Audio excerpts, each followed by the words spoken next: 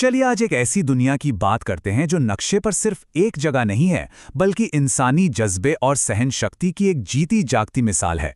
एक ऐसी जगह जहां लोगों की हिम्मत उनके चारों ओर खड़े पहाड़ों जितनी ही बुलंद है।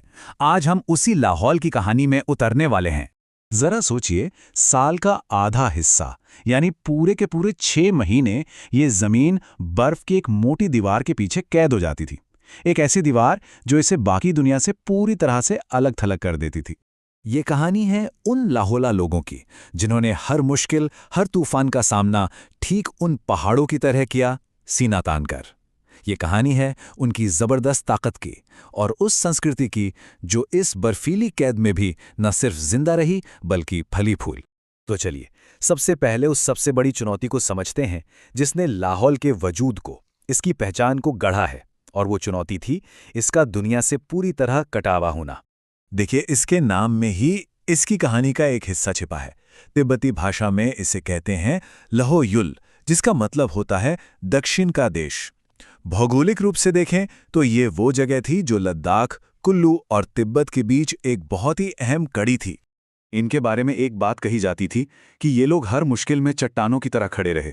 और ये सिर्फ कोई कहावत नहीं है, ये लाहौला लोगों के जज्बे की, उनकी हिम्मत की बिल्कुल सच्ची तस्वीर है। तो सवाल ये उठता है कि आखिर इतनी मजबूती, इतनी सहनशक्ति आई कहाँ से? आइए अब लाहौला पहचान की उन गहरी जड़ों को समझते हैं जो यहाँ की जमीन और यहाँ के लोगों में बहुत गहरे तक बसी हैं। यहाँ के लोग यानी लाहौला लोग इंडो आर्यन और तिब्बती मूल का एक बेहद कह सकते हैं खूबसूरत संगम है। और ये मिश्रण सिर्फ उनकी परंपराओं या भाषा में ही नहीं बल्कि उनके नैनो नक्श में भी साफ झलकता है।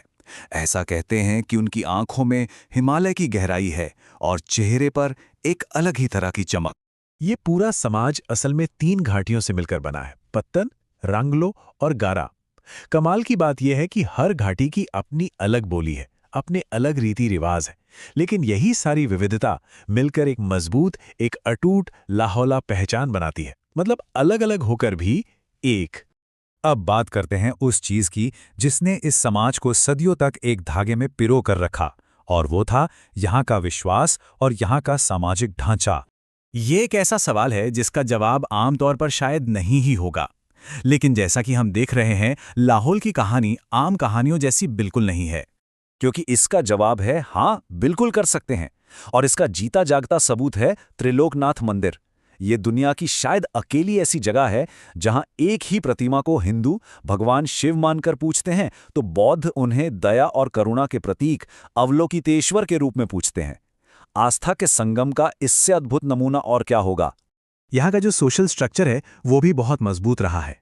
संयुक्त परिवार की परंपरा तो थी ही, जमीन को बिखरने से बचाने के लिए एक जमाने में यहाँ बहुपतित्व की प्रथा भी चलन में थी। और हाँ, यहाँ की औरतें हमेशा से समाज का एक बहुत मजबूत स्तंभ रही हैं। इसके साथ साथ ये लोग घोड़ों और पश्मीना के बड़े माहिर व्यापारी भी हुआ करते थे। और फिर लाहौल की इस सदियों पुरानी कहानी में एक ऐसा मोड़ आया, एक ऐसा नाटकीय मोड़ जिसने यहाँ की पहचान को हमेशा हमेशा के लिए बदल कर रख दिया। सदियों तक सर्दियों में जैसे ही रोहतांग दर्रा बंद होता था, लाहौल का दरवाजा भी बाहरी दुनिया के लिए बंद हो जाता था। लेकिन साल 2020 में अटल टनल के खुलने से वो दरवाजा हमेशा के लिए खुल गया। और ये बदलाव कितना बड़ा था, इसका अंदाजा यहां से लगता है। सोचिए, जो सफर पहले बर्फ और खतरों के बीच घंटों में होता था, अब वो बस कुछ मिनटों का रह गया। व्यापार, स्वास्थ्य सेवाएं, मतलब सब कुछ बदल गया। वो 6 महीने के अलगाव का जो दौर था ना, वो अब बस इतिहास बन चुका है। और इस नए कनेक्शन ने यहाँ एक तरह की आर्थिक क्रांति ला दी। आज लाहौल का वो बेदाग आलू और यहाँ की विदेशी सब्जियां पूरे देश के बाजारों की शान है। जो लोग पारंपरिक खेती करते थे वो आज भारत के सीड पोटैटो किंग्स बन गए हैं। लेकिन हर बड़े बदलाव के साथ एक बड़ा सवाल भी खड़ा होता है। तो अब आखिरी हिस्से में बात करते हैं आधुनिक लाहौल की सबसे बड़ी चुनौती की, प्रगति और परंपरा के बीच सही संतुलन बनाने की। आज लाहौल के युवा डॉक्टर, इंजीनियर बन रहे हैं, देश विदेश में नाम कमा रहे हैं, लेकिन वही युवा जब घर लौटता है तो लाहौली नाटी का ताल और छांग का स्वाद उसे अपनी जड़ों से मजबूती से जोड़े रखता है।